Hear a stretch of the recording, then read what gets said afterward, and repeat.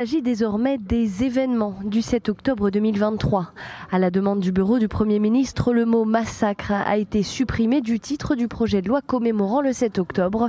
La raison, il ne s'agit pas seulement d'un massacre, mais c'est aussi de l'héroïsme, selon Yoel Elbaz, le représentant du bureau du Premier ministre. Je ne sais pas dans quelle mesure les gens se souviendront du nom de la loi. Ils se souviendront plutôt des actions menées par les autorités qui préserveront également la mémoire du massacre. Mais pour les proches des victimes enlevées, le mot massacre revient à réécrire l'histoire. Face aux critiques et aux indignations, le gouvernement se défend. Miki Zohar assure que l'utilisation du terme massacre traduit une culture de la victimisation. Pour le ministre de la Culture et des Sports, qualifier le 7 octobre de massacre revient donc à prendre une position de victime.